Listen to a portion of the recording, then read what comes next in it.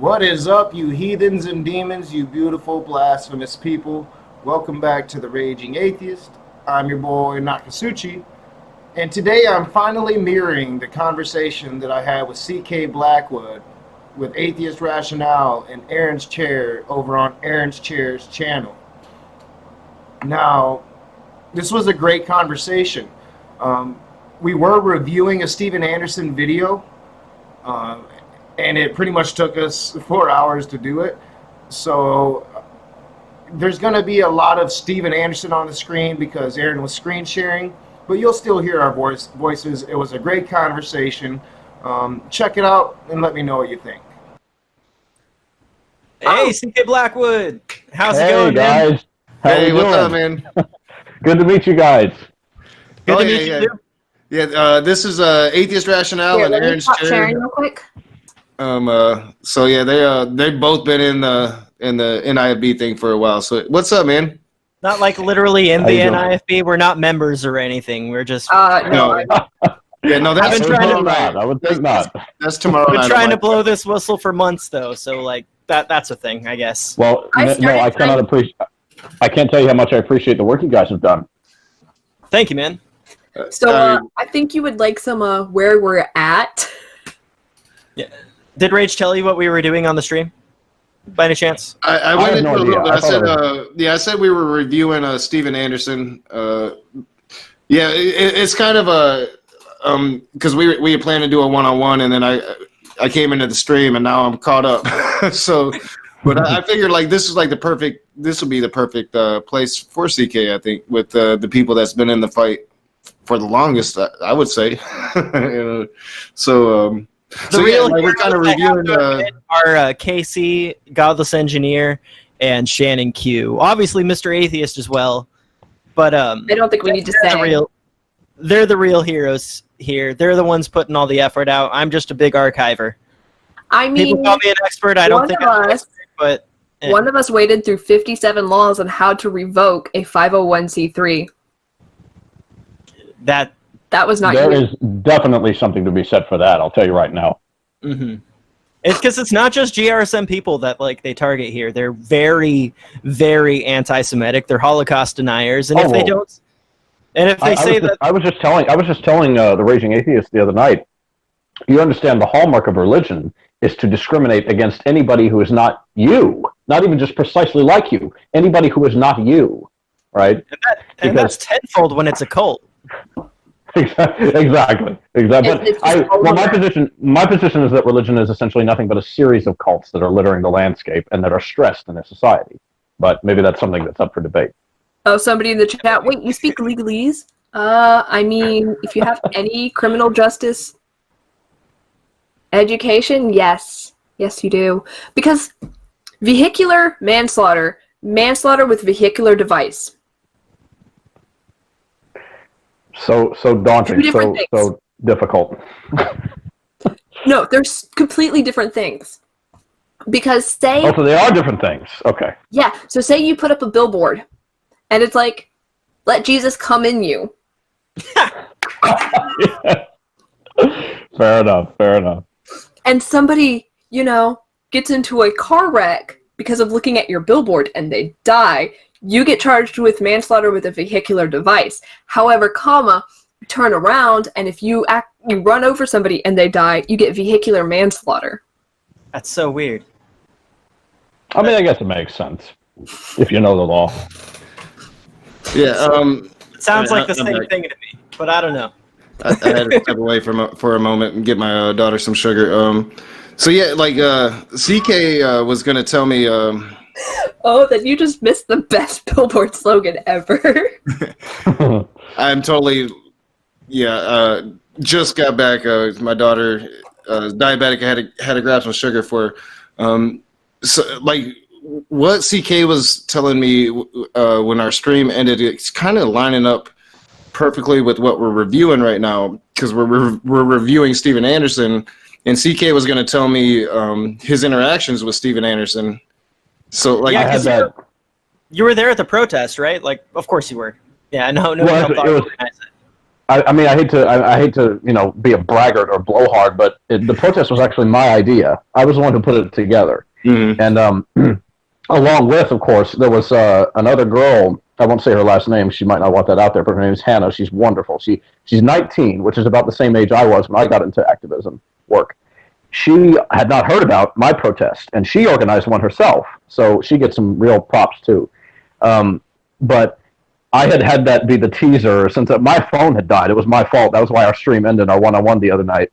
But I had that be the, what would get people coming back was I was going to tell the story of when I met Pastor Anderson, because I knew the motherfucker was. Are we cursing? I'm sorry. Are we?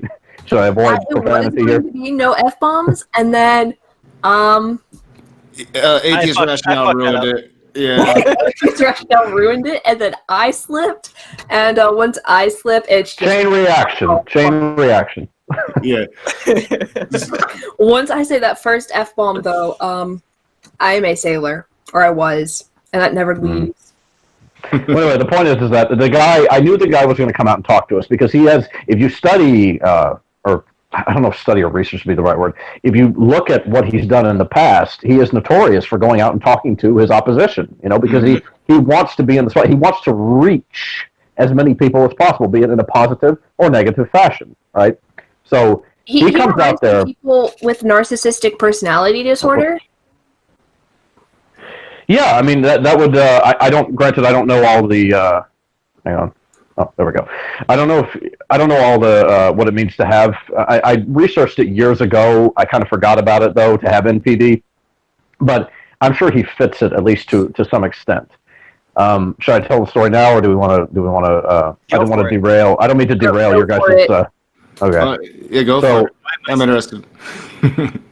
Okay, so with Pastor Anderson, first let me set this up. I did also get the glorious opportunity to interact a teeny bit with Pastor Boyle, Patty Cake, who is we're going to use that. Who is the I like to say Pastor Boyle. His name is spelled Boyle. I like to say Pastor Boyle's and Boil, but that people aren't gonna necessarily get that if you just say it. That's a good one too, though.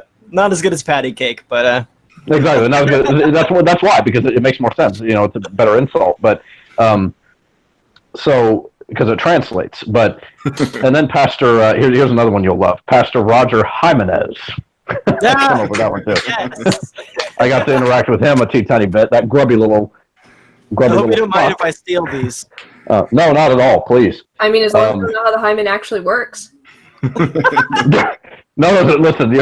I'm not going to mess around with that concept. Not me. It's not what people think it is. It's not a little membrane. I mean, it is, but it's not like people. It's like a balloon arch and not the paper that the football players tear through. That's how you say it. Gotcha. That's a good analogy, actually. Yeah. It's a very good analogy because it's like people think it's one thing and it's not. Yeah. Yeah, I mean, because I had a I guess I shouldn't say a preconceived notion, but I mean, I've only heard things, nothing with specificity. Anyways, back to the story. You met Jimenez, Patty Cake, and Pastor Patty Cake Boyle and Pastor Roger Jimenez, that grubby little fuck. They of course, Pastor Jimenez, he didn't really have much to say. He just kind of came out and stared us down. But we got our words in with him through a megaphone. Nice. He's the quietest Pastor. Yeah, he's the quietest. Well, no, he's actually. I mean, I hate to say it this way, but I'm sure you guys will know what I mean. He's actually the best preacher out of them. He's the one that I think has the most. He has a better flow. Like Steve Anderson gets so angry, but he just sounds like an idiot up there at the pulpit. Even Anderson. Honestly, I think I know what you mean. Podium. And it's hilarious. Yeah, I think I said pretty much the same thing. That Jimenez has this. He is a natural preacher, so he could preach from any pulpit. He's just preaching from one of the worst ones. Exactly. I mean, it's interesting considering he doesn't seem to be like a traditional quote unquote white Southern guy, and yet he's the best out of all of them. Mm-hmm. But anyway, so. Pastor Patty Cake, he comes out in his minivan because they're going to go out soul winning. See, my protest, or I should say our protest, Hannah's was on one side of the street, and we were on the other side, right by the church. Okay, right next to him, right next to the sidewalk where and the parking lot. On the sidewalk next to the parking lot, rather. He comes out because our protests organized right as Pastor Anderson was finished preaching, and they were going to go out soul winning, and all the other pastors were going to go to the airport and depart. Pastor Boyle comes out in his minivan, taking all his kids who just, waved. There were so many Bibles and pamphlets waved at us. It was insane that day. And he tries to say some things to us, and I wanted to talk with him, but I didn't want to go over to the car because I was still reeling and terrified. Like, are they going to take out guns and shoot us? I don't know what's going to happen. Yeah, because they were talking about how they wanted for. Sorry. Oh no, they were talking about wanting to use the Florida Stand Your Ground law. Exactly. You need a concealed carry, and you need a temporary concealed carry from the state of Florida, if memory serves. Did you do that? Yeah, I doubt they did that. And Pastor Pumpkinhead, Pastor McMurtry, he prayed for violence. He wanted us to get violent so that they could kill us all. So. Yeah, and I just wonder, like, I think it's all talk. Well, I don't want to say it's all talk and then people go and get shot, but like, I don't think that McMurtry would do it. I think it would be one of his parishioners. Like, I don't think McMurtry's got enough in him to actually pull the trigger. It's stochastic terrorism 101. The whole point is they're trying to radicalize their members, and then what he was really hoping is that somebody would provoke it, and then somebody else would pull the trigger, so he didn't have to. Yeah, that's precisely it. I was just going to say that it's always the followers, the little sheep, who do the dirty work of the preachers. Oh yeah, the preachers got too much to lose. Exactly, they got way too much to lose because they're getting so much. I mean, you should. let me touch on this. You should have listened, Pastor Anderson. Sorry, I get excited. Pastor Anderson, he has, I think, about to be 11 children. All right, his wife does not work. See, there you go. His wife does not work. He is the only person with an income. You should have seen what a nice suit he was wearing. He probably gets so very, very much money. Fit. Well, this is true. I'm talking in terms of the material. Like he gets so very much money from his congregation. It'd make you sick probably to find. I don't even want to know how much money he makes.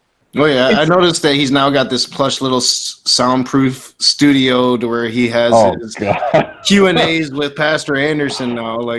That's their lead propagandist, fucking framing the world. Paul Wittenberger's doing. For some reason, he went to school for all of like this filmography stuff. I've been thinking about covering it. I'm actually subbed to Framing of the World because I've been thinking about covering it for months. Yeah. Because that is like their propaganda wing. Like he makes like all of Anderson's movies, right? Yeah, he directs like basically every single documentary. I mean, not obviously the one that Matt Powell did recently. That was his doing, but every other one, including their one about birth control, about Marxist Lucifer King, and all of that junk was Paul Wittenberger. Yeah, I'm gonna definitely be covering him soon, probably sooner than later. I'll probably do a live stream on it because his whole page is just that, is making movies and stuff.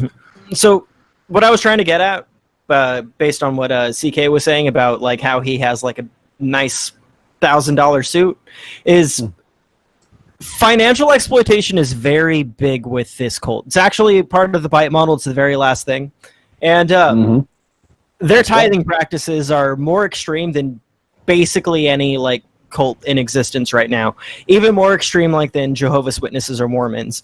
They're supposed to pay 10% of their gross income, but it actually goes beyond that. They expect you to pay 10% of everything. So when they're going out on their soul winning marathons or whatever, every person in the van is expected to pay 10% of the gas prices. When they take you out to dinner, every member is expected to pay 10% of the value of whatever they eat.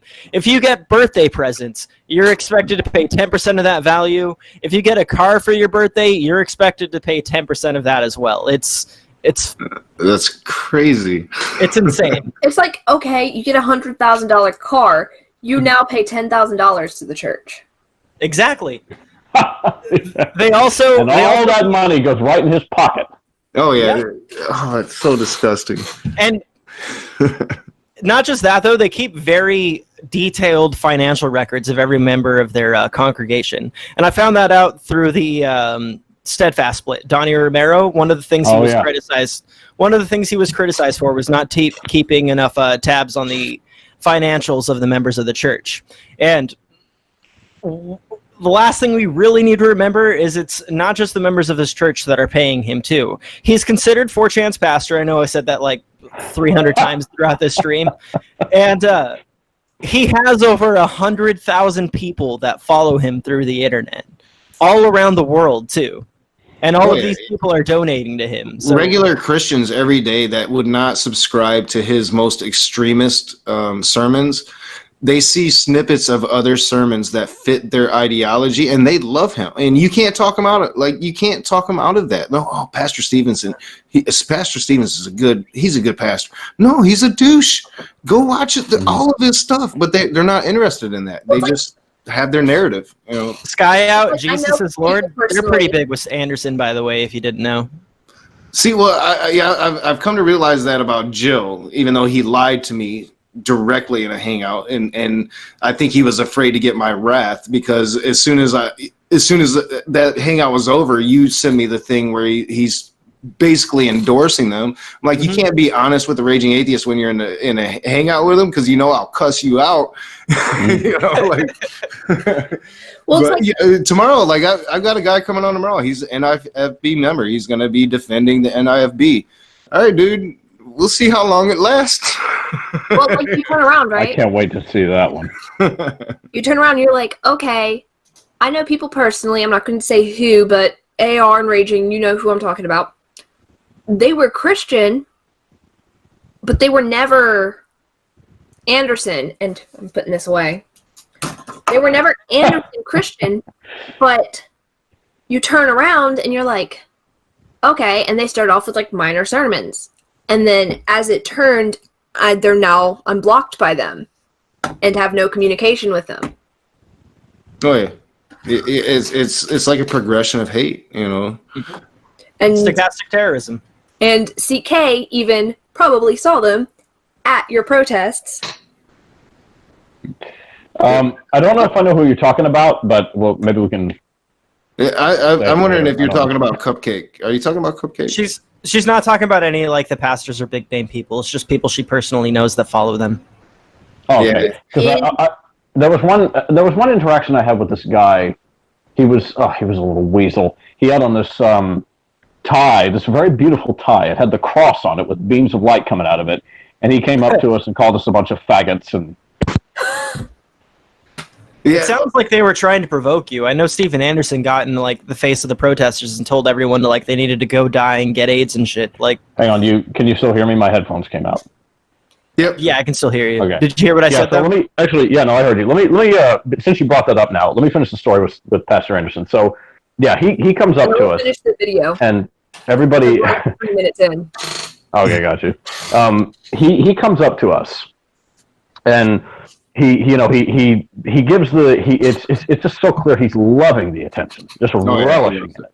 And the media's there. I mean, we got Spectrum, we got NPR, we got Fox News, all the media's there, just filming everything. And they ask him a bunch of questions. And one thing that I wasn't, I guess, terribly thrilled with was that my group of protesters, they kind of mobbed him a little bit. Didn't exactly want that, but I do know that some of us, specifically Thomas Westbrook, I don't know if you guys know him, the Holy Kool-Aid guy. Kool-Aid, yeah. Yeah, we know him. Well, he's a very dear friend of mine. I love that guy to death. He's incredible. And he was a big help with organizing. He actually designed one of our signs, which said, "Our body bags are not your soapbox." And the P in soap was the Pulse logo. Beautiful sign. Wonderful sign. Yeah, he's brilliant. He got some dialogue with Pastor Anderson. So for those of you out there, stay tuned for his video whenever he finally gets around to making it. Yeah, I'm looking forward to it. But yeah, so Pastor Anderson, he gave the media their interviews, and my protesters kind of mobbed him down. I would have wanted to have some dialogue. I got a little bit of dialogue with him, but not much. But he told us all to get AIDS and die. He so graciously instructed us to get AIDS and die. He was like, "Sorry, freaks, I gotta go. Get AIDS and die." And it was, I think it was where it started was one of my protesters had asked him, what is it you want from us? Based off of something he had said, like, what is it you want from us? He said, "I want you to get AIDS and die." So, And then he said, I've got to go, get AIDS and die. I think it just started, he had said something like, I don't want this to be something. And then it was like, what do you want from us? I want you to get AIDS and die. It's just so, to hear him actually say that in the flesh. That would be odd. It's I odd couldn't seeing imagine him on a screen versus actually, hey, this guy is for real. Yeah, that would be surreal. Like all the sermons that I've seen of Steven Anderson and Jimenez and all of them, saying these derogatory slurs and pointing the finger, and Steven Anderson is, I'll push the button until I die. To see that in real life, to have that right in front of your face. Like I had Cupcake, I had Matt Powell, and he's like the mini Steven Anderson, but to have Anderson in your face, that would be so surreal to me.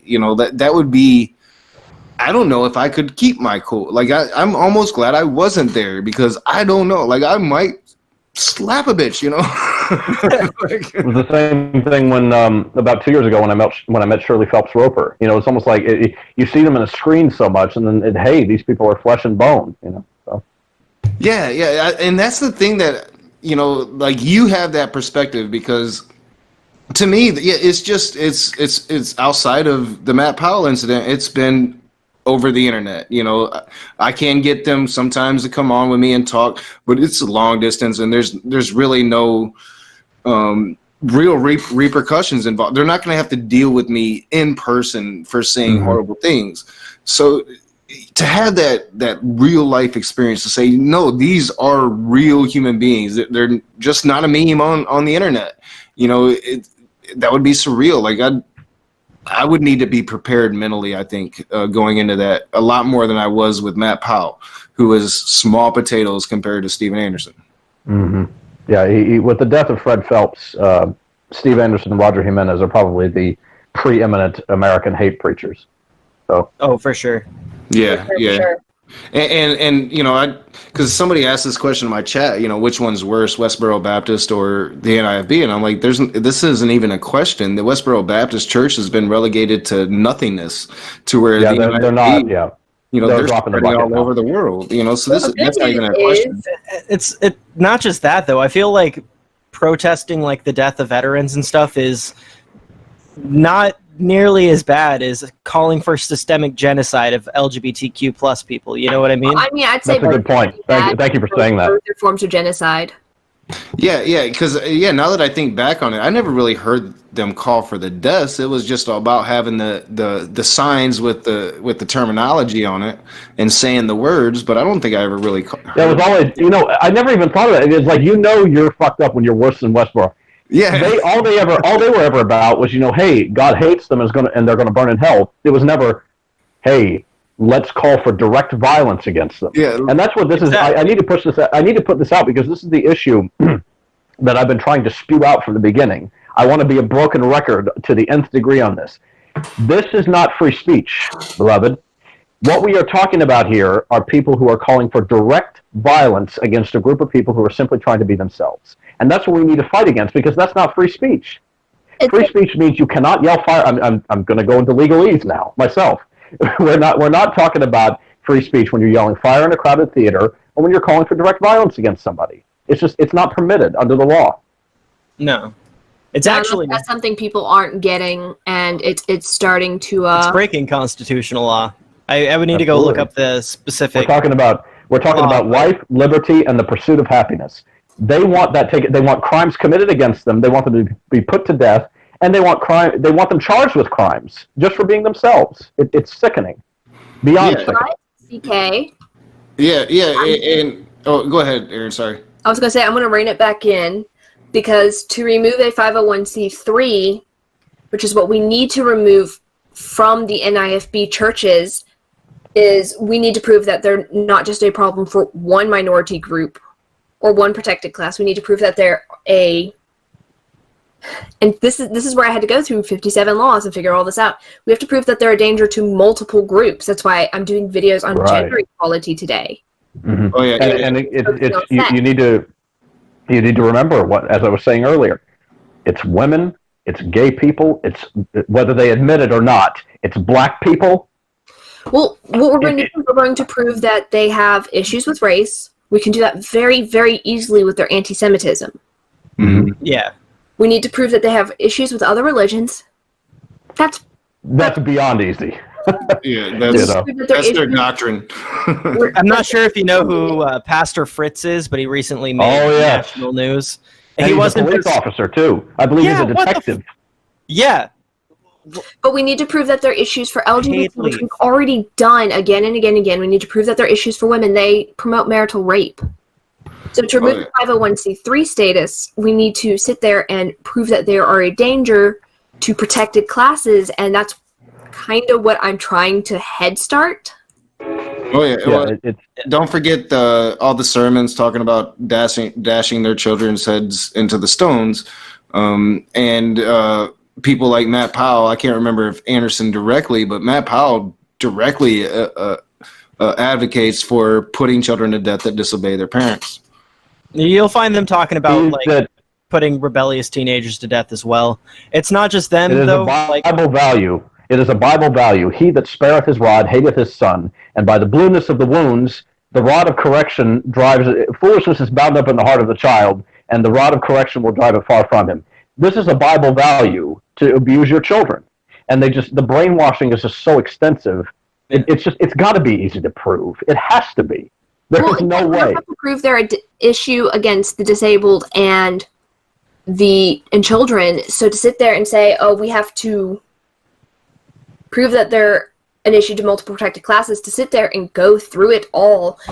As I'm going through all of it, I'm starting to weigh down. It's like issues with disabled. I had to specifically look at every single church and layout, and none of them I can get into with my wheelchair. There's a reason I'm called Aerin's chair. I have a wheelchair. Wow. I can get into 0% of those churches. So it's even ableist now, in other words. Yeah, and Aerin has extensive actual history with the NIFB through personal relations. Like she has in-depth knowledge into them. They don't even. I do apologize. I hadn't heard of you prior to now. I do apologize for that. Yeah. They don't even believe mental illness is real. My history with the NIFB. Okay. All right. So yeah, they don't even believe mental illness is real. They believe it's all a spiritual battle that people are taking on. So basically, demons or whatever. They also think that ADHD and autism aren't real, and that really what these kids need is to get it beaten out of them. And I'm somebody on the spectrum, so it hits me on a personal level. Even the LGBTQ stuff hits me on a personal level. Because I should mention I suffer from autism, and it was always, because I grew up, I don't know if I told even the Raging Atheist this, I was brought up Southern Baptist Ku Klux Klan. And I was always, even because, my mother was a rebel. See, she was racist as could be all the day, as long as the day was long, but she only preferred Arab men, so I'm half Persian. I was always given, flack when I was a kid for being, not pure white, and I was given flack for being, weird, and it was a nightmare. And I had hellfire and brimstone preached to me whenever any symptoms of my mental illness would show up. It was always hellfire and brimstone. And there are people who have had it so much worse. You've got the pray the gay away nonsense. People who have it so bad because of this disgusting, despicable movement. Yeah. Well, it's you turn around and it's my family is non-accepting of certain disabilities. We're going to leave it there. My whole family thing is there. You have the NIFB who are your disabilities are because you don't believe in God enough and you can pray them away. I can turn my elbow inside out. Yeah, there's just no praying away anything. I mean, even if you're, and this is the thing I love, I hate to go off on a tangent here. Even if you're a fundamentalist Christian, prayer is futile. Either it's for the Word of God or against the Word of God. Either way, whatever's going to happen is to His good will and pleasure. So even if you're, that's what's so stupid about it. It's stupid on many levels, Yeah. My elbow's inside out. Yeah, that's nuts, Aerin. I can't even. Oh man! Ooh, wow, it hurts. That is tasty. It looks like it's broken when you do that. It does a little bit. Yeah, I'm are you in pain? So cool. Are you okay? I push it to where it just kind of starts to throb and be uncomfortable, but not where it actually hurts. And you've seen I do with my hands too. My whole body moves like that. That's why I'm in a wheelchair. So when you sit there and you're like, you need to pray this physical illness away, and it's one of how many physical illnesses do I have? And it goes to a deeper. Heal amputees. I don't know if there's necessarily any case law for this, but I've heard bits and pieces of examples. Okay, it goes to a much deeper problem where the preamble to the Constitution, the First Amendment, is Congress shall make no law respecting an establishment of religion or prohibiting the free exercise thereof. People can use that magic word, no pun intended, religion, to get away with anything. You can pray for something instead of getting the proper medical treatment, and you'll get away with it. Your children will die, and you'll get away with it. Take that poor girl, Anneliese Michel, in Germany. They did the exorcism on her when she was clearly mentally ill. They forewent any medical treatment, and she died. Yeah. That tells you everything right there. The danger of religion. It represents the danger of religion. Sorry, go ahead. In America, there have actually been cases where parents would not take the children to hospitals when they very much so needed it, prayed it away, and the parents were actually at the child's death arrested because it was found out neglect. That's when it would be found out. Just the child would die. I'm glad to hear that, but I had heard stories of people who could use religion and not be charged with a crime because of it. It happens. I can't remember the name of the church. It was a cult that I covered, but they're known. They're in Iowa. I can't remember. I'm thinking Church of Wells, but it's not Church of Wells. It's a different cult. But they're notorious for not taking their children to any form of doctor at all, and they have graveyards of dead children. Just nothing but just filled with dead children that have died from not going, and I'm not saying that this is NIFB. It's not. It's a different cult altogether. Well, it's a bigger problem. Not that. It's a bigger problem of religion overall. People want to act like faith is such a good thing. I mean, when I went to, I hate to bring this up in a way, but I went to the pro-choice march here in Orlando, Florida, where I'm from. It was a beautiful event, but there was this one speaker. Prior to us marching around Lake Eola and all the way down to City Hall, there was this one speaker. She was I think some sort of priest at some Catholic church. She wanted to act as though it was because of faith that women are considered to be equal. Get off it! I mean, faith is the reason why women are discriminated against. Last I checked, we just went through this. I'm just as human as everybody else in this chat. Unless you're Christian. unless you believe the Bible, which says that there's a hierarchical authority from God to Christ to man to woman. Child. Suffer not a woman to speak. Aerin, do you think not that's a good suffer way? a woman to speak, nor to usurp authority over a man. Yes, that's right. It's the Bible value. Gone. It's great. Hey, Aerin, do you think that's a good way to transition back into the video? That is a great way to transition back into the video about gender equality. Let me turn screen sharing back on. I will be right back. I'm going to check on my daughter, who should and better be sleeping at 12:30. So I'll be right back. Do you want us to go without you? I'm sorry, what? Do you want us to go ahead and go about it? Oh, yeah, go for it. I'll hear it. And we're still only 2.5 minutes in. Any questions? It's a monarchy. Okay? Mono, one boss. Okay? That's how my home is run. That's how every biblical home is run, by the way. Okay? And you say, oh, your wife must hate that. No. Women love that. Because they were born in that role, just like I was born to be the husband and the leader. My wife was born to be the wife and be submissive and submissive. And It's the craziest thing. Sorry. It's just a snippet. He goes on for hours. He rails for hours about this kind of thing. I submitted my ex-husband fantastically. That's why I don't live with him anymore. He's my ex. Right.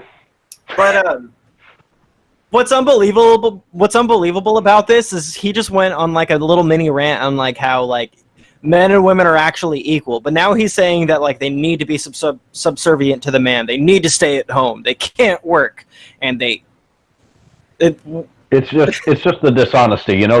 They want to they want to twist things to where they're taking something and calling it other than what it is. I'm not putting this too eloquently. They'll take the letter A and flip it on its side as much as they can to where it looks like, I don't know, I guess a Y or something. You know what I mean? It's so thoroughly decided. I would respect you more if you at least just called it what it was. Yeah. You know? You put that a lot more eloquently than I did, that's for sure. But like, usually not super articulate when I'm coming off the cuff.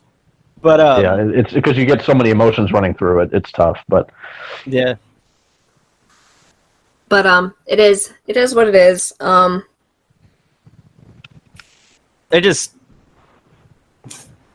women in this movement have no lives, and it's just I mean, extremely because depressing. women, it is terrible. I mean, I saw that day at the protest, I saw these heavily pregnant women with already 4 or 5 other kids in tow.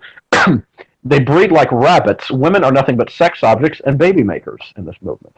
Yeah, essentially. Like, you probably know about, well, I said this earlier in the stream, but yeah, it doesn't matter. You probably know about, like, their once saved, only saved, and easy believism, like, nonsense, right? Maybe you could run that down a little bit. I'm not too familiar with that aspect. Yeah, Basically, the only thing you need to, I mean, the only thing that's required for salvation or whatever is you just have to believe on Jesus Christ. Oh yeah, I know about. That's only true for the men, though, because if you're a woman, the only way that you can reach salvation is by having babies for the congregation. Yeah, and that's what's so interesting is I've heard Pastor Anderson preach that if you don't believe, that all you have to do is believe on because I mean the Bible does say this, believe on the Lord Jesus Christ, and you said the true core message of Christianity, in my view, is, and I try to have this based in as much in fact as possible. Believe on the Lord Jesus Christ, and ye shall be saved. If not, you'll burn in the lake of fire and brimstone for all eternity, where the smoke of your torment ascendeth up forever and ever. That's the true core message of Christianity. It's not one of love. It's not one of peace. Get over yourselves. But it's so funny that Pastor Anderson tries to act as though that's his whole message, when there seems to be a lot of condition. It seems to be very conditional. Oh yeah. I actually have a whole sermon about fuck.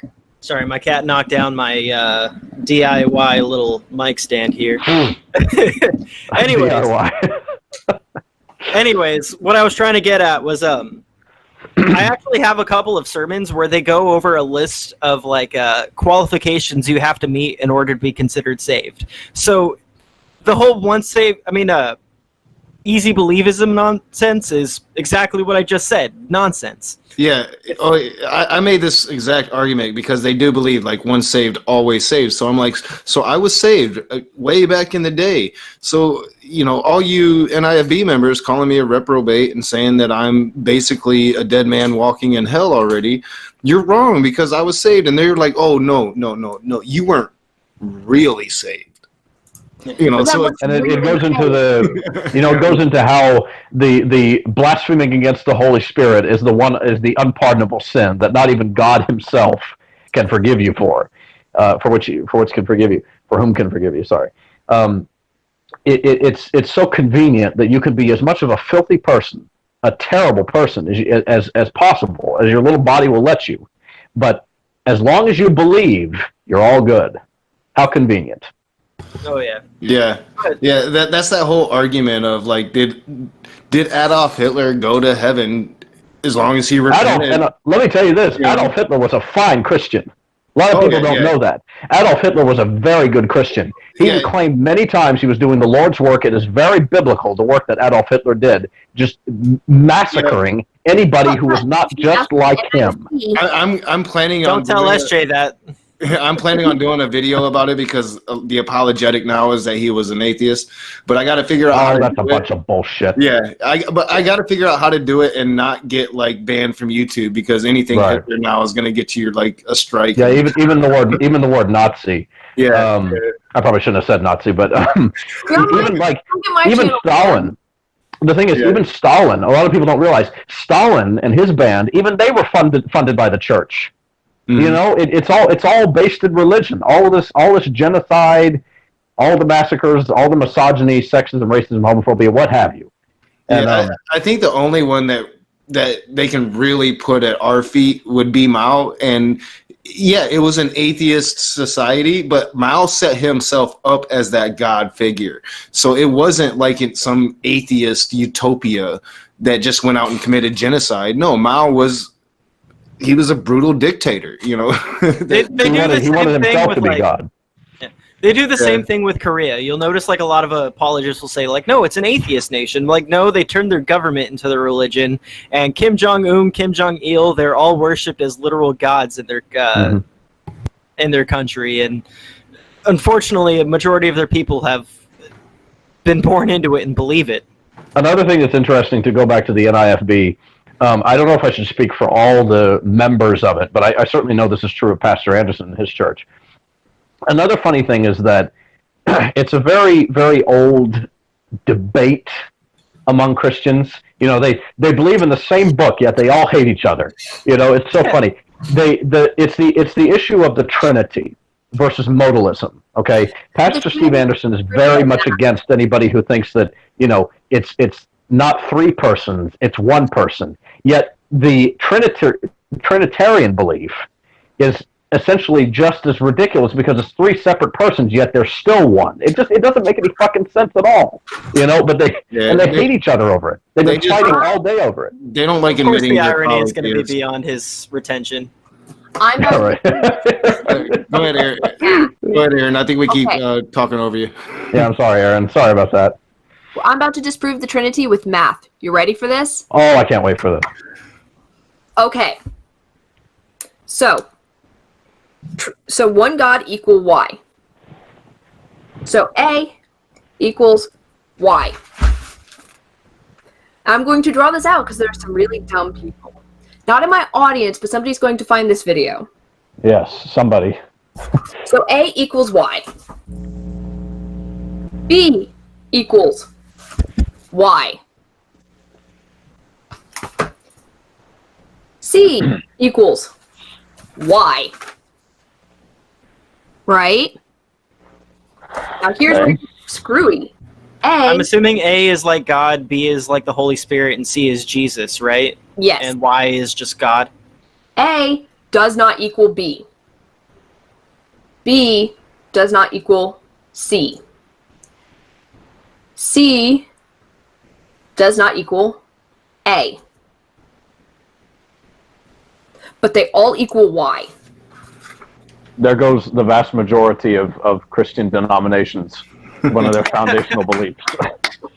Big round of applause. Done. Big round of applause. That's just a bunch of heathen talk. That's all that is. That's just Right? It's heathens not being heathen. scientific. It's not real. It's just a bunch of Satan's lies. You have succumbed to the reprobate mind, Aerin. But that's a proof, because in math, if A equals Y and B equals Y, A has to equal B. You would think. But because Not A in their world. They're impervious to logic. Yeah. is not equal B, one of those statements, A equal Y and B equals Y, is a fallacy and a lie.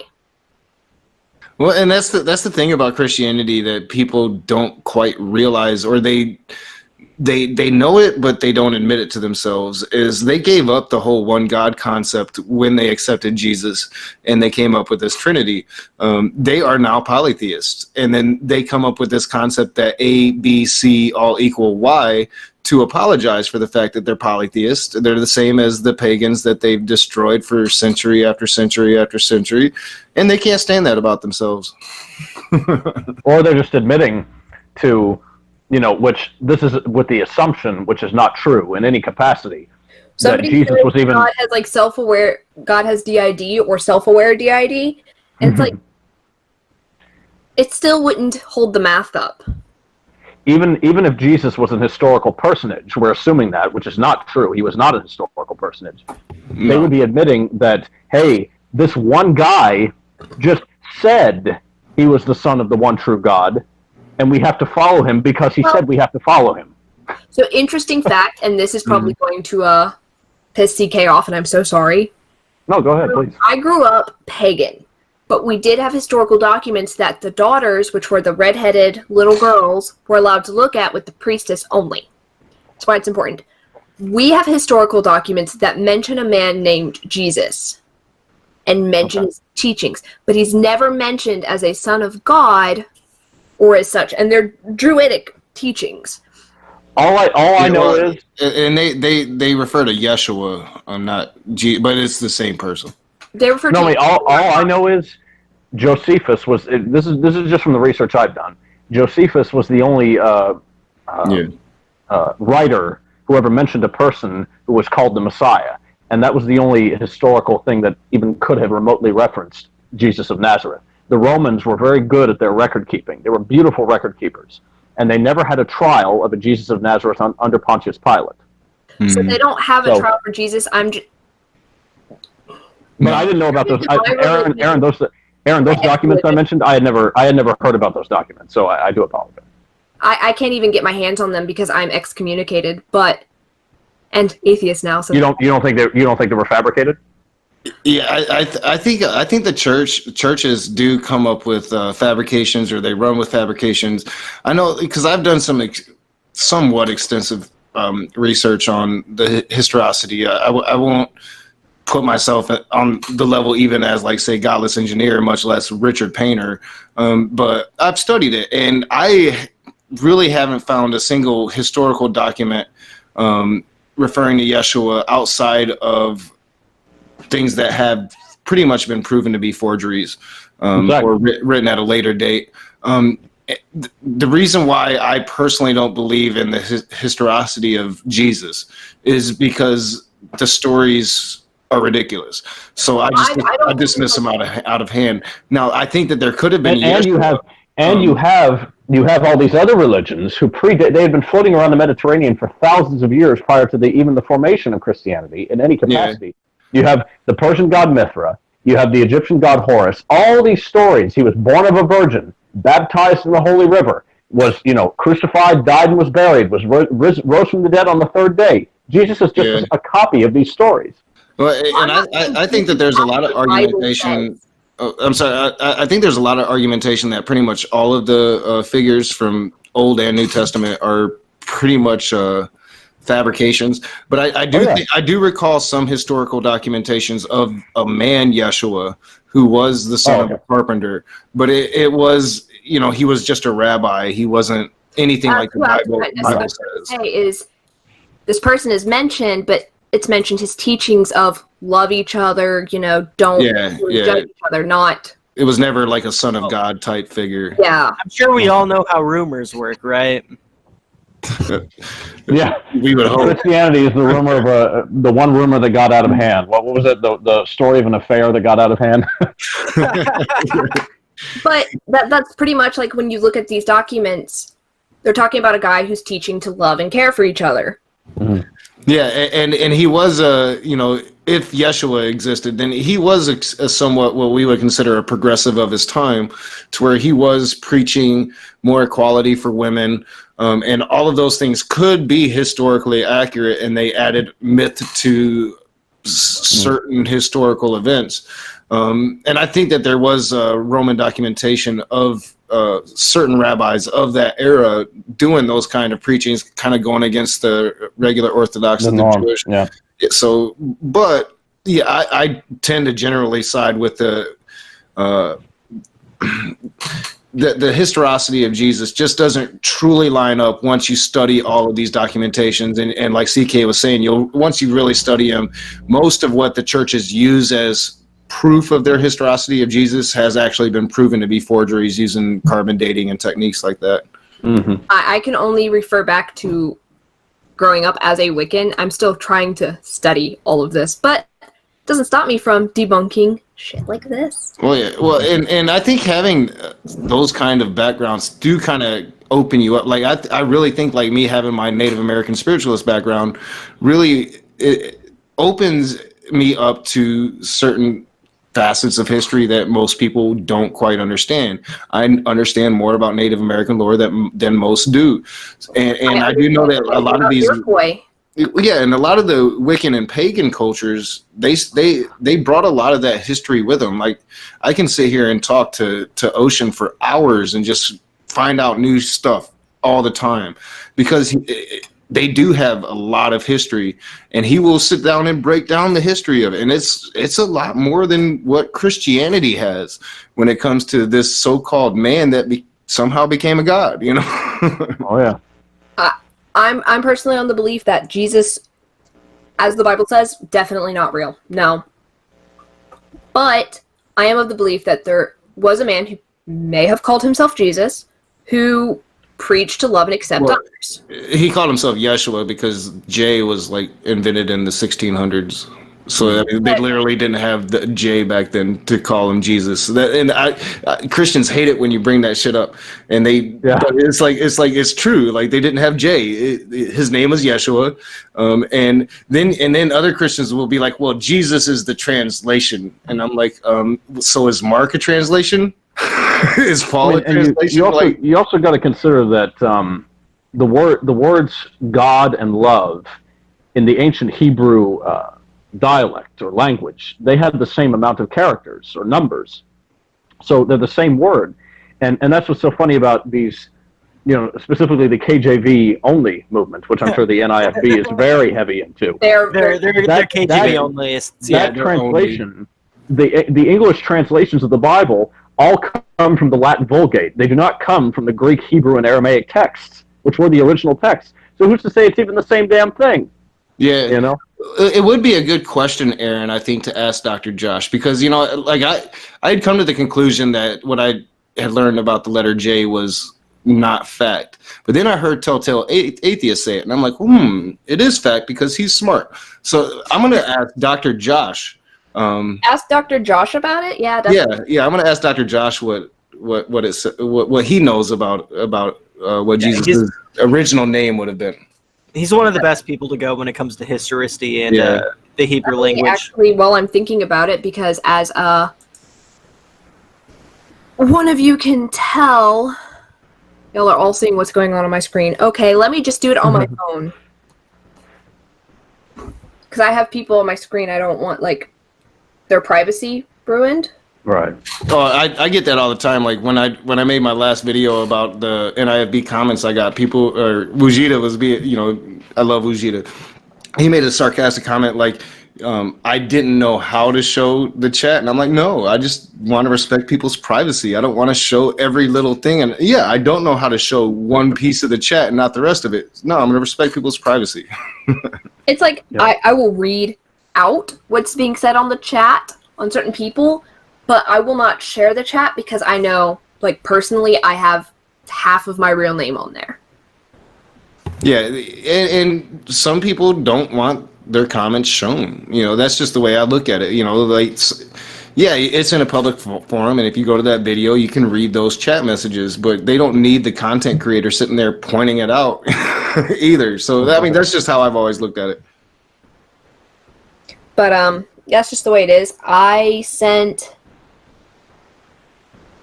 have Digital Hammurabi pulled up. I know they are a lovely resource. I was going to bring up also, the funny thing is that Moses, the Ten Commandments, so-called, were just copied from Hammurabi's code. So I'm glad you brought Hammurabi up. He a lot of actual Jewish lore comes from Egypt, I believe, and Samaria. Because Abraham came from, I confirmed that with Dr. Josh. He literally came from Samaria. It says it in the Bible, but Christians deny it. But the man literally came from Samaria. He brought a Sumerian religion with him that was influenced by Egypt and created something somewhat similar and something somewhat different. somewhat different. Yeah, it's how religions are formed. On a happy note, Dr. I'm at 800 now. I'm very, woo. Oh, yeah, well, you're over 800 at this point. Dr. Ryan Cragen was a brilliant man of the University of Tampa. He talked about something called, what was it? It was how throughout history, religions were formed essentially by co-opting the ideas from other religions. So that somebody who followed a previous religion, they could keep their gods. It's just their gods would become saints. And then my God will be adopted over your God, but you'll still get to keep your God. It's, syncretizing. That's the word for it. Syncretization. So Oh yeah, and I think you definitely saw that in the Council of Nicaea when they tried to Oh yeah. incorporate Roman pagan mythology with Christian doctrine, and they did a I've pretty always good job said- of it. I've always said if I had a time machine, the first thing I would do is go back in time and make sure that the first Council of Nicaea never happened. I don't care if it Yeah. meant my life. Yeah, you know, I've spent a lot of time debunking all the conspiracy theories around that council, but yeah, I think that is the moment in time to where if you could change history, that's probably one of the moments you would want to go back to. That and maybe the 30 Years' War, right after the Protestant Reformation. If you could stop 30 Years' War, I think you stopped a lot of Christian genocide that ensued after that. That's just me. I'm a history buff. Nothing wrong with that. But I'm going to finish this video. I think we're just going to finish the one and not do the one on gender identity. Yeah, this is reminding me a lot, Aerin, of remember AR when we was doing Matt Powell's stuff on Cirrus, and we could only get through like 10 minutes an hour. Let's do this. She's going to be most happier doing what God created her to do, just like I'm going to be most happy doing what God created me to do. Wait. Did he say most happier? Yeah, like Okay. I didn't catch it, but when you pointed it out, it clicked home. I think he did. like Steven Anderson really knows how to make a woman happy. Am I right? Well, he definitely doesn't know how One to speak pump and English. done. He says it. He does say it. A minute and a half of pleasure for him, and that's it. I think he's a two-dumb Trump. With his little 2-inch Punisher. That's great. Well, I mean, that's why he's got to keep doing it nonstop. You know, make up for the small size. It tells him, "I am a man. I am a man." Every time he impregnates his wife, "I am that man. I am a man." It doesn't matter if it's small. I am a man. At that point, I think he kind of needs some tweezers to, Anyway. He thought he grew hair down there until he peed out of it.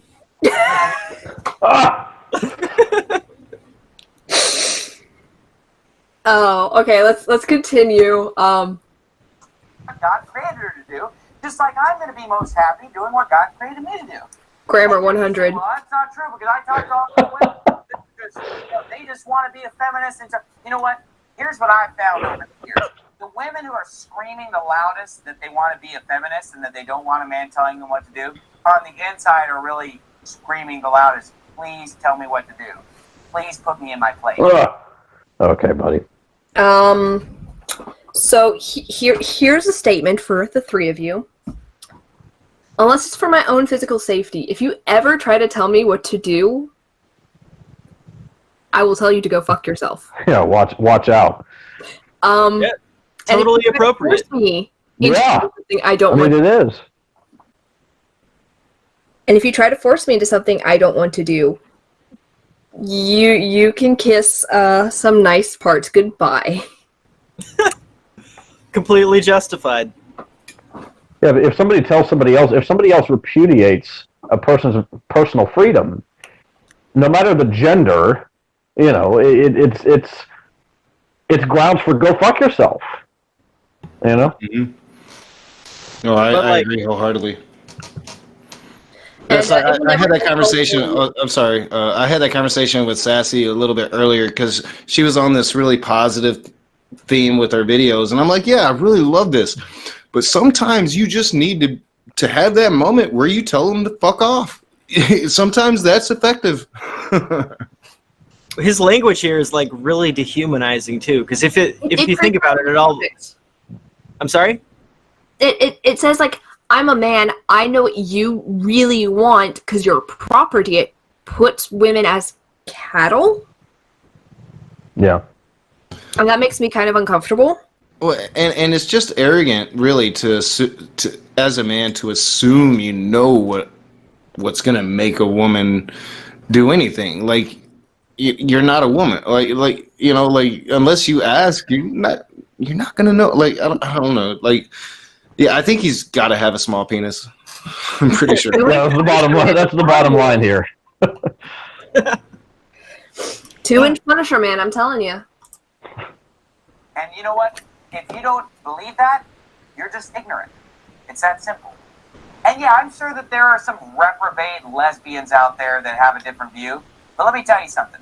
A normal woman on the inside wants to follow a leader. She wants to follow a husband. She wants a man there that she can look up to, not look down on.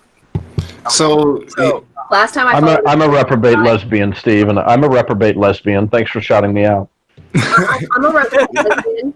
Last time I followed a man, I got shot. That whole thing just brought Jordan Peterson to me. Like that's like word for word Jordan Peterson stick right there. I mean, I'm sure they attract the same kind of crowd. Yeah, I mean, like it literally sounded like Jordan Peterson stole that from Steven Anderson, or that's what Jordan Peterson is. Women need a man to be a man, and even if they're these feminist types, well, they don't deep down inside they really just want a man to be a man. It's disgusting. But probably the weirdest part about this, though, is like any strong woman, in his eyes, has to be a reprobate and has to be a lesbian, as if there's no other option. And it may just be projection, too. You know, like he probably wants a woman to be a quote-unquote woman. He wants a little pet who will cook him dinner and do his fucking laundry and take care of his children and his house while he just goes out and gets the bills paid by doing a job he probably isn't even working that hard at. You know? Yeah, I mean, it can't be that hard. Like I hate to say, unfortunately, that's reality. Because if you look at his wife, Susanna, like, it's just so sad. You don't really see like feeling in her face. Like, there's no life left in her. No life. She's just been brainwashed. So she was a sweet, smart German girl, and now she's just been twisted so hard she can't even think for herself anymore. It's tragic. Nothing short of tragic. She lets him speak for her. It's really gross. But I was gonna restrain myself because I'm like I'm on my channel right now. I shouldn't talk smack about my family, and then I'm like I can talk smack about my family. So I have an uncle who's a preacher in the Wesleyan Church, and all he does for his sermons is go online. He finds jokes, he finds other people's sermons and steals a little bit. You're kidding. Steals a little bit there. I mean that's his job, and he it's phenomenal how much money this guy makes. I mean, it's phenomenal. It's like when comedians steal jokes. You know, at least they make so much money from being thieves. At least be original. You know, as if it isn't a bad enough job. At least it could not be any less of an honest day's work. Now you have to be a thief too. You have to steal other people's sermons. And it's disgusting. And but I'm sure that they all do that. They all get on the internet and they. Yeah. I mean, this is not a hard job. A lot of them. A lot of them probably don't even believe it. You know, these televangelists, they don't believe. They aren't, Christians. They're just good showmen. They probably don't even believe it. Snake oil salesmen is what they are. Mm-hmm. That's right. I'm of the frame of mind that I think deep down inside, 99% of Christians don't honestly believe this shit. They tell themselves they do, but deep down inside, they know they don't. I touched on this the other night. We touched on this the other night, Raging. The only reason why people are still in the pews is the familial and social pressure. Everybody deep down knows that religion is a scam. The problem is that there is a very small, you want a Bible term, a very small remnant who will admit it. Okay? Mm. But we're made into jerks if we admit it. So because everybody has to please everybody else all the time. That's why when people hear the word atheist, they hear the word jerk. Oh yeah, it's that herd mentality, Mm-hmm. Well, even though that cow outside of the herd, it's looking mighty bright out there. It's looking pretty fine on its own. Yeah, it's on its own, and we need to shun it because we can't understand it now. It's the other, and it's all about that otherism that I think all of the debate on religion comes down to. I would not have a problem with any religion if it didn't have that otherism in it. If it wasn't looking at others and dividing us and splitting us apart, I wouldn't have a problem with it. Do you? Yeah. No, but that's not how it happens. And they got one word for it: reprobate. That's basically anybody in the LGBTQ community, any member of any other denomination that isn't theirs. And atheists, atheists especially, like the quote-unquote synagogue of Satan, white supremacist conspiracy they like to push. it drives me fucking crazy, and I know we're really getting off the rails with the cuss, but it drives me fucking crazy to see atheists. I can understand Christians do it, but to see atheists come and attack us, or you're attacking free speech, or this and that and that. No, grow up. This is a fight. Absolutely. Absolutely. These people, they're a bunch of cowards, is what they. I'm sorry to get elitist, but I'm elitist. I'm not afraid to say it. These people are a bunch of cowards. You can have. I mean, they can have their opinions, certainly, but just, educate yourselves. Don't just go off of it. Don't just feel like you have to please everybody all the time. Yeah, you know. And don't take a 2,000-year-old book and take it as fact. No, absolutely. It's not even 2,000 years old. Last time I checked, the King James Version came out in 1611. Yeah, and that's the version they all use. It's like, believe in this book if you want, but the moment you use this book to say kill anybody, then that should not be legal. And I've said that we need to have the whole country needs to look at what freedom of religion means and what freedom from religion means. Absolutely. Could not have said it better. Yeah. We are going to get through another minute. Yeah, we'll see, Aerin.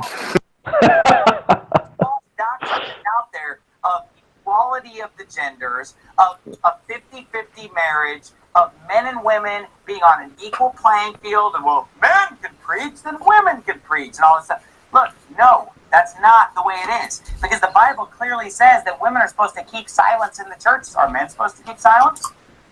I don't give a fuck. I'm gonna go in that church one day. And I'm gonna yell as loudly as possible. I don't give a fuck. I find it funny that the apologetic for this is the Bible was talking about prostitutes that went to the oracle of Delphi, and these prostitutes were really loud, so they'd come into churches talking about what the oracle of Delphi was telling them, and they were heretical things. And that verse was just specifically talking to these prostitutes in this one city that went and saw this oracle. And I'm like, well, then why doesn't God use his words and clarify that? Because that's not what the Bible says.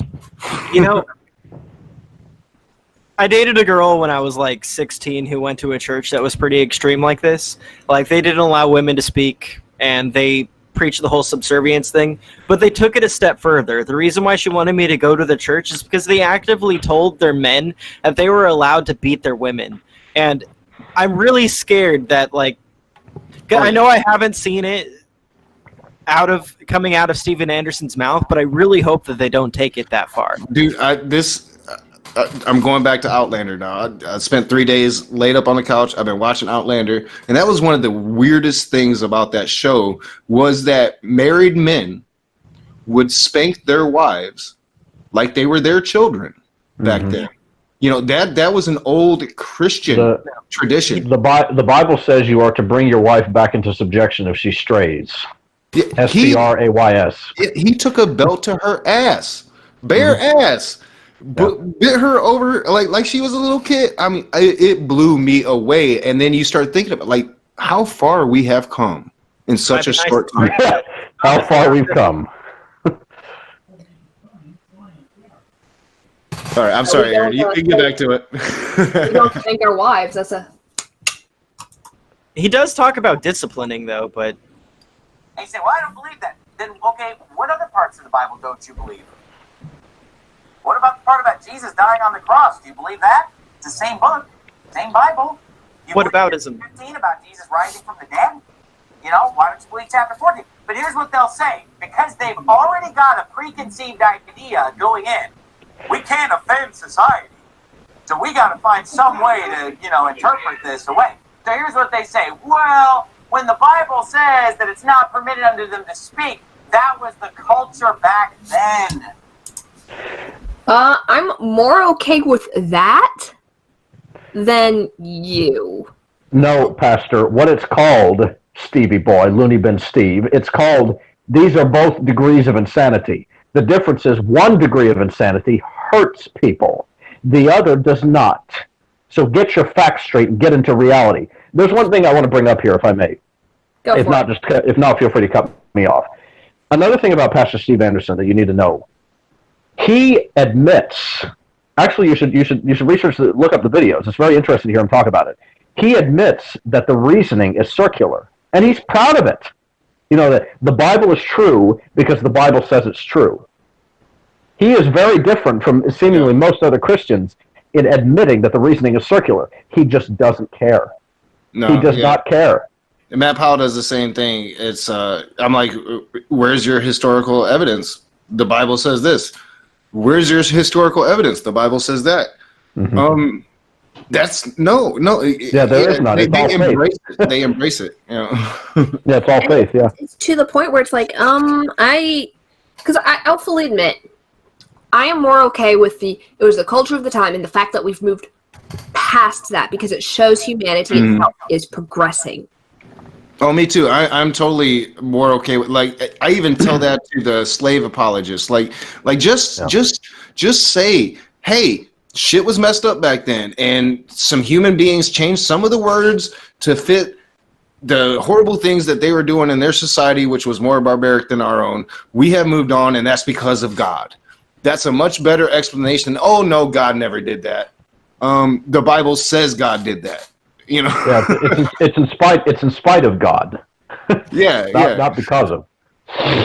So it's one of those things where it's like, the fact that you're saying that things are progressing, people are moving forward. I am very much so okay with that, but I am not okay with trying to force we're just going to call it 2,000 years, but because it's still in varying forms in all forms of the Bible. I am not okay with a 2,000-year-old book telling me that because I am in a specific location, I cannot use my mouth. Oh yeah. I'm gonna go into that building and say, fuck this shit so fucking fast. Well, and not only that, but I mean, the Bible actually says not only can you not use your mouth, but you can't teach anything to anybody. You can't hold a position of authority, which means you can't be a priest, a preacher. You can't be a cop. You can't be a fire person. You know, you can't have any of these positions of authority over a man. Basically the only place for you is in the kitchen and the laundry room. That's it. You know, barefoot and pregnant, and I'm not doing that. No, thanks. Bye. Yeah, we kind of live in a different world now. You know, and they can't accept that. You know, so the whole thing is we need to regress back 2,000 years instead of move forward as we're trying to do. And these people should be very, very thankful, whether they're willing to admit it or not. They should be very thankful that the United States of America actually was not founded upon, nor are we currently governed under, biblical law. Oh, yeah. They'll tell you otherwise, though. Like, oh, yeah, they will, but they're idiots. They don't know what they're talking about. For sure. I'm just trying to say that they're one of those groups that'll push that, like, whole Christian absolutely. founding thing. I don't know the history on it, but I know they're real big on saying that we used to execute gays and in our past. In humanity's past, yes, not. You see, when the United States of America was founded, and of course I'm paraphrasing history here, but I'll give you the gist of it. The founding fathers, they had America set up, and all these colonies, they were acting under Christian law. The founding fathers ended up with a bunch of documents to stop that. One of which was the Treaty of Tripoli. They were deists. Okay, they were secularists and they were deists. They believed in a God in nature, but not a personal God. And that they saw the true face of Christianity. That's why I can give you all these quotes, direct quotes. Ben Franklin said, lighthouses are more useful than churches. Thomas Jefferson said, among other things, along these lines, Christianity is the most perverted system that ever shone upon man. They saw the true face of Christianity because all these colonies were just, the societies were crumbling. Entire societies were crumbling, much like in these Middle Eastern countries now who are governed under Sharia law. They saw the true face of what the Abrahamic religions do. Humanity cannot survive if you truly follow a religion. Any given person, if a person follows a religion truly to a T, to the hilt, they will wind up in one of three categories. jailed, in a mental institution, or dead. That's it. Yeah, I agree. Like, Also- yeah, to follow it by the letter, yeah, definitely, it wouldn't even last very long. Let's also put into a position where it's like, if you were to look at me now, which nobody can see me right now because I'm screen sharing, I'm wearing a button-down and jeans. It's standard dress for me. I don't even think AR has seen me in anything else. Nah. All I wear are button-downs and jeans. This is half naked for them. Yeah, Oh, yeah. A woman. yeah. Yeah, yeah. Women, You need women to cover can't even. yourself because you might get raped.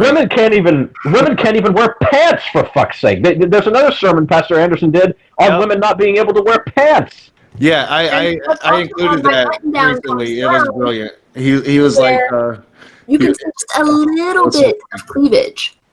Yeah. But this is Okay. half naked. I'm like, I can't wear skirts though.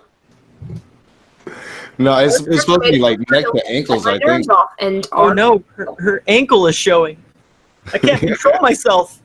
But it's also like my It's so ankle, my sexy. forearms, because I can't have anything on my forearms because that pisses my nerves off. Yeah, and the funny thing about that whole doctrine is it's because men really, but they put it on women, but they sit there and tell you that women need to dress this way because men are basically beasts and we're going to rape you if you don't.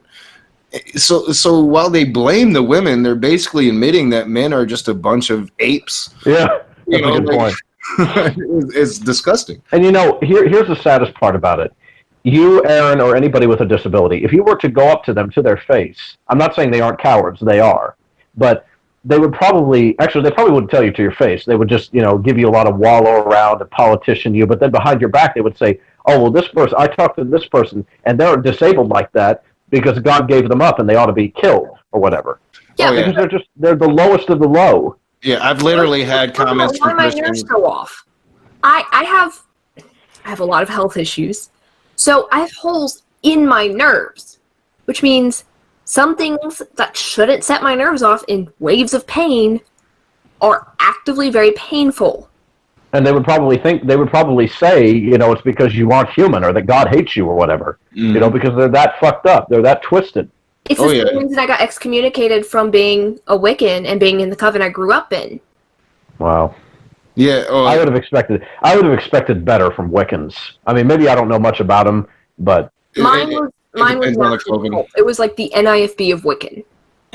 Generally, Yeah. pagans are a lot better than Christians. Yeah, but it really depends on the coven.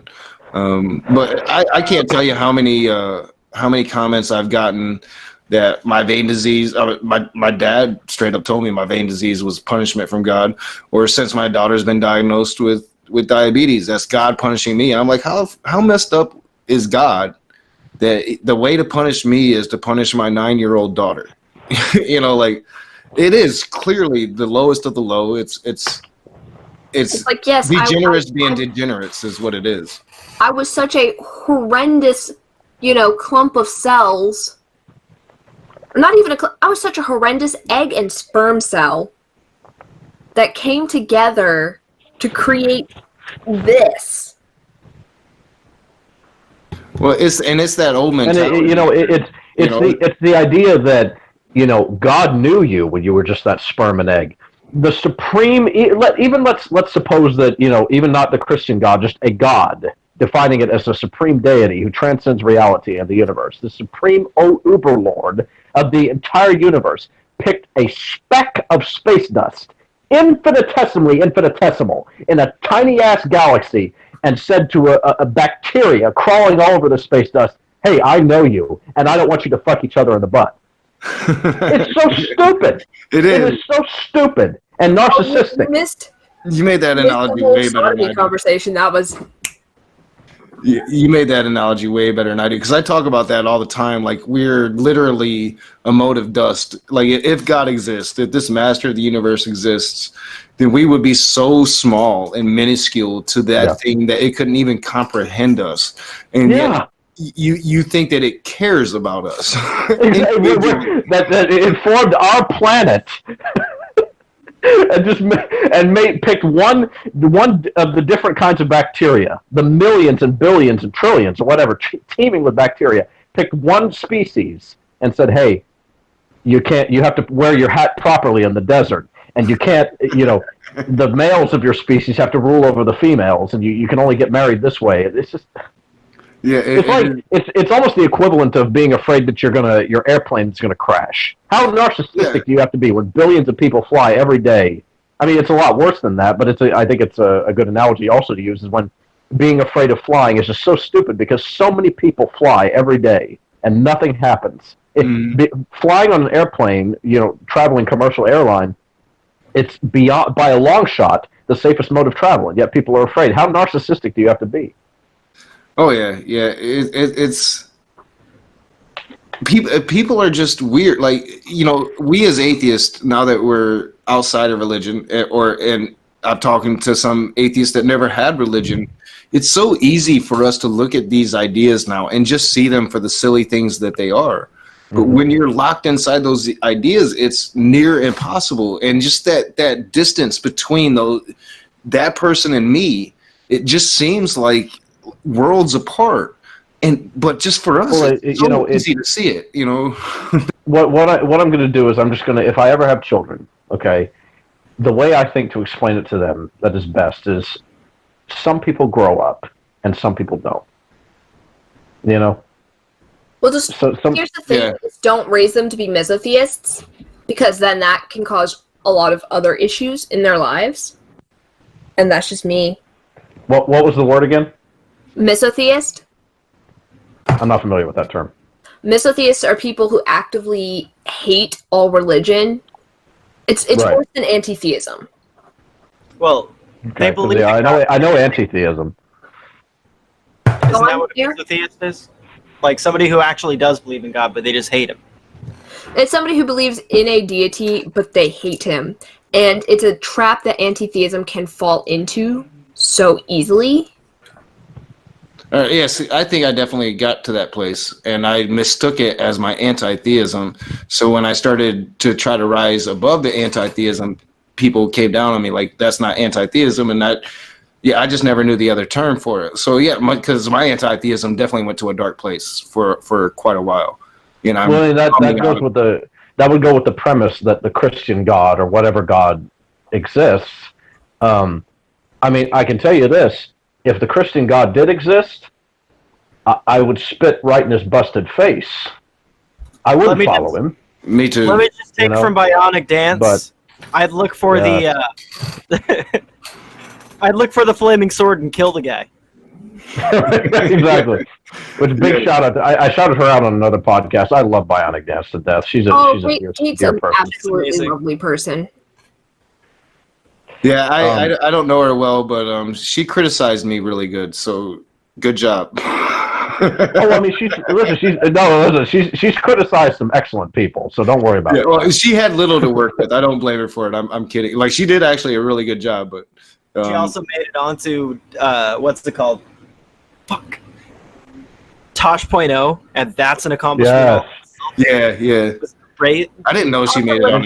She was bullied. She was bullied relentlessly for that. For going on Tosh? Yeah, you didn't hear about that? No, I didn't. I'm not going to say specifically the outcome because she's my friend, but it was a really rough time for her.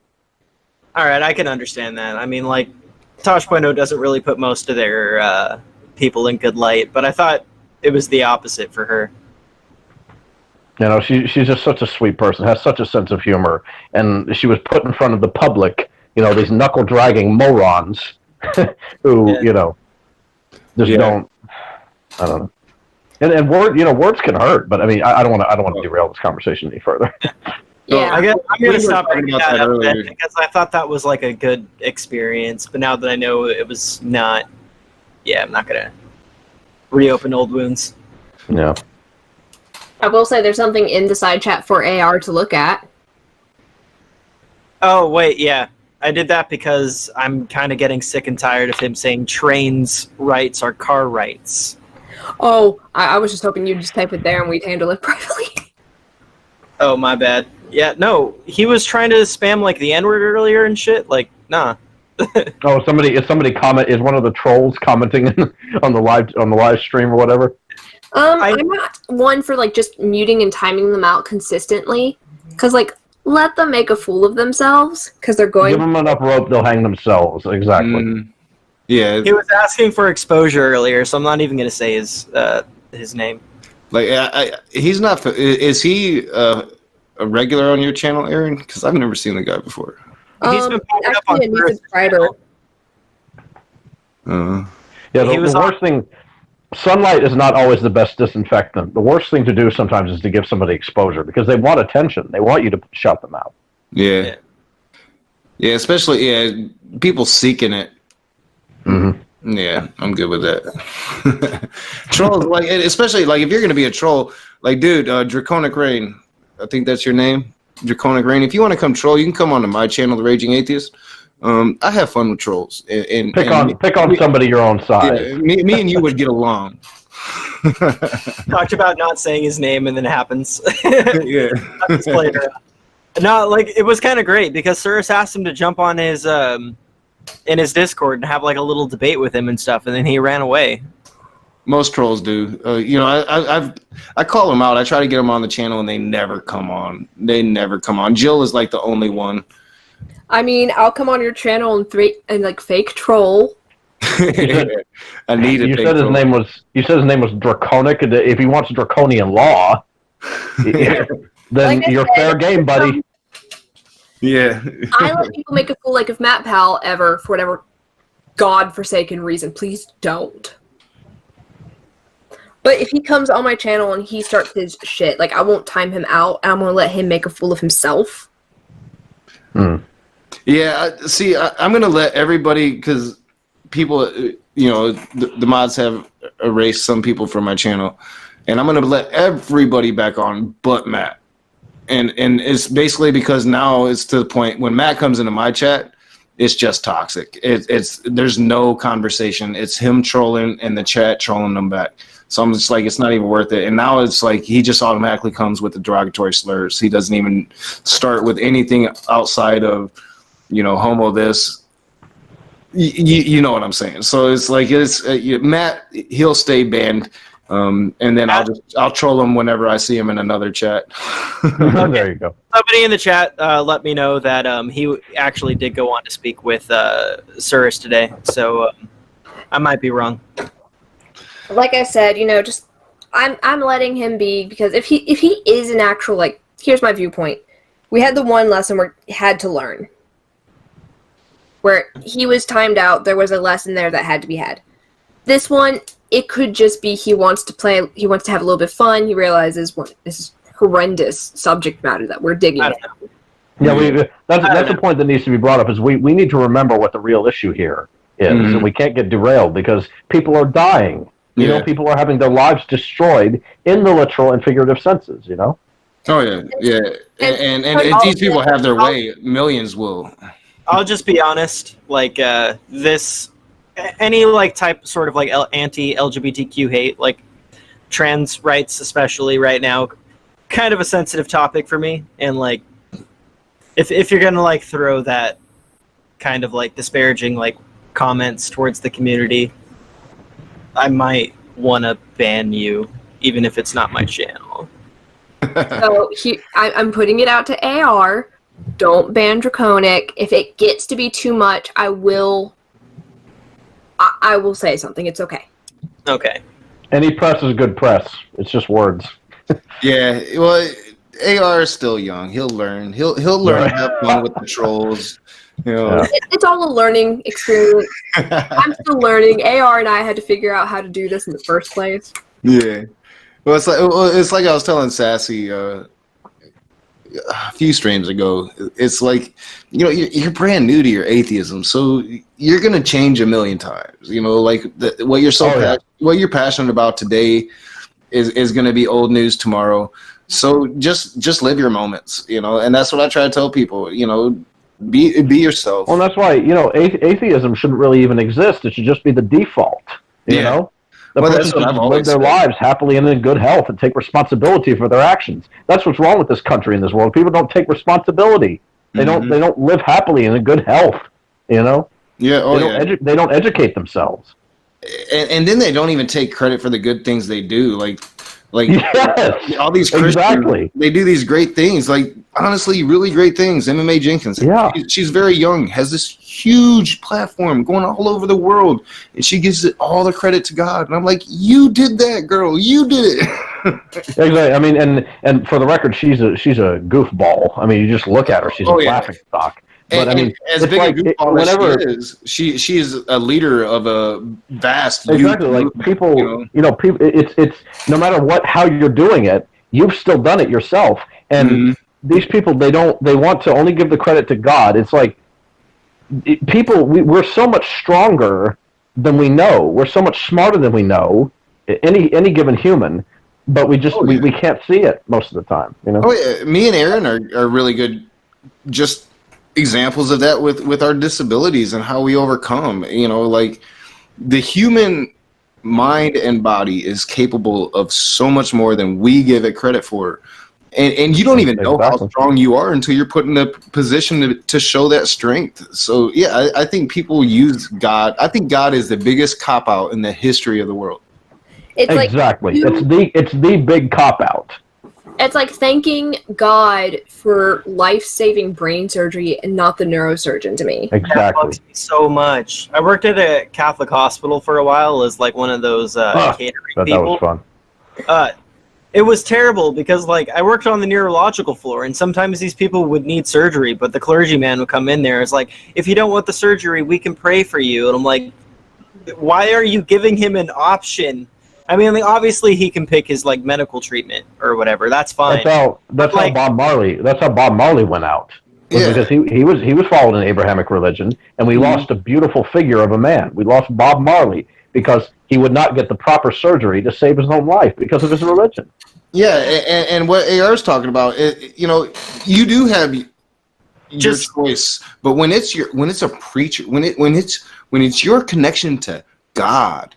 Well, what I was trying to say is limited now, like. What I was trying to say is, like, don't offer them prayer or surgery. It's like surgery or this might happen to you. Yeah. I could have offer them surgery, and we'll pray for you while you're in surgery.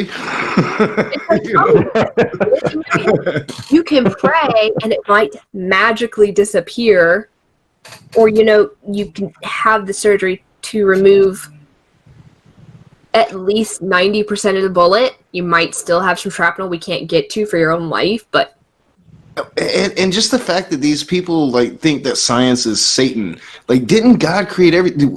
Wouldn't have God created this medical practice that would allow his favorite creations to live much longer lives? Like, why?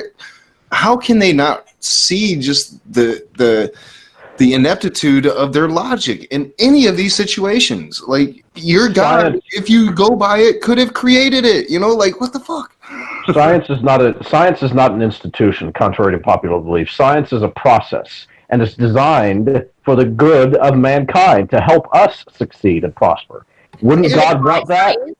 My preferred science is to put people who do really bad things in jail, and there's a whole science dedicated to this. Mm-hmm.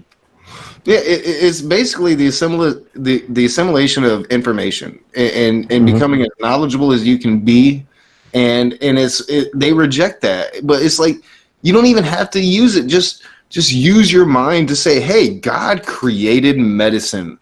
God wants us to live longer. Let's go to the doctor. Not let's pray that it goes away. Yeah. Somebody in the chat was all like, Satan is a process? This will upset the NIFP. Satan is a process. You gotta go fill out some forms. That was a really good one, Tartan Snowflake. Tartan Snowflake. I love that. That's the best thing about these conversations, man. They can just go and go and go, and it seems like you've just been talking for 10 minutes, man. I love it. Yeah. I've been laid up for 3 days. I've missed having these conversations. This is awesome. We should do this more often. CK, you're always welcome on my channel. Anybody here is always welcome on my channel. Well, I want to do more things where like we're breaking down why these are harmful. Yes, we're going on horrendous tangents. Yeah. Yeah, I do apologize for that. Because I started at like 10 p.m. and it's 1. Jeez. Oh, Yeah. jeez, I didn't even notice this. After it's 1:30. Yeah, it's 1:36 my time. At Yeah, the very least, a lot of our criticisms are somewhat like designated towards the NIFB, so we're like still dismantling them in a sense. yeah, it did. We've kind of had a free for all, but at the same time, it was productive, and I enjoyed it. Like if the conversation was natural, so it just went in its natural way. I did have a moment where I got us off track pretty good, but that was my fault. Let's maybe just put out the bottom line here that there is still so much work to be done. This is a very active 2 minutes of the freaking movement. video. Yeah. Because that's one thing like I want to get done. Yeah. Sorry. Yeah. Let's give the floor back over to you. So we're going to finish the last 2 minutes of the video, and if he says something stupid in the middle, we are still going to debunk it, but we're going to try to keep it short. Yeah. Welcome to the world of reviewing videos. Oh no! When I It's the science falsely so-called live stream all over again. Yeah.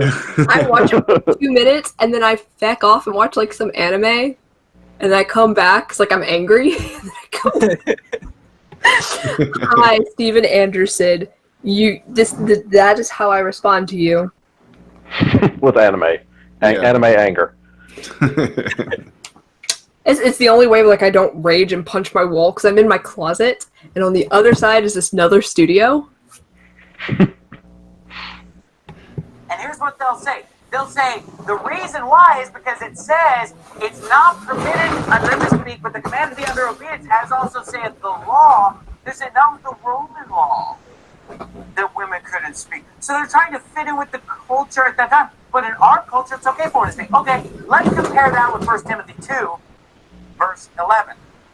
Let the woman learn in silence with all subjection. Let's see if this has anything to do with the culture. But I suffer not a woman to teach, nor to usurp authority over the man, but to be in silence. For Adam was first formed, then Eve. Now, does that sound like a cultural thing? That's talking about Adam and Eve. Let's go back to the Garden of Eden. This has nothing to do with culture. That gets into a whole conversation about evolution. Yeah. Somebody asked for people to identify who is who by voice. I'm the only female voice, and my name's Aerin. Yeah, I'm the Raging Atheist is the only avatar right now. I'm using my avatar tonight for some odd reason. It's really weird. It makes me feel awkward. I don't understand what's going on. What, huh? I know. I usually don't use my avatar. I'm not sure why. I think it's because it's hot in here and I'm glistening. But and then AR is the baby voice. Well, what is Red his hat. name? Darth Dawkins knows me as the Atheist in the Red Hat. I'm Sean from the Atheist Rationale. It's kind of a pretentious name, I know, but it works searchable. I mean, my name's kind of like a. How do you explain my name? Don't ask Cirrus to spell it, though. The conundrum that is your name. Well, I Aaron's chair. spelled it right. I am in a wheelchair. So yeah, I would say it's a description of your chair. It's a great description of my chair. I actually like the name. I found it unique when I first found out about you. I'm like, that's a neat name. Now I know why. So, like when you first found out, you were like, "Oh, that makes a lot of sense." Yeah, it makes a lot more sense. But I always like the name. I'm weird about names, so I love it. I love the alternate spelling, even though it's pronounced the same way. Mm-hmm. It's my spelling. Hi. I actually picked it right out of Cimmerillion. And for the record, guys, I'm seeing here, I don't think my name is on the title of the stream, but I'm C.K. Blackwood. I'm an atheist preacher from Orlando, Florida. Yeah, CK. We were planning on having you on my channel, and then I got caught up in this great conversation. Yeah. I'm like, hey, I'm just gonna invite CK here. So what I'll do is I'm gonna, because my audience was expecting a midnight show. They'll get it tomorrow. I'll mirror this out and put it on my channel tomorrow, and get everybody's links in the description over there too. So hopefully I'll add it'll yours help everybody out. at the end of this. So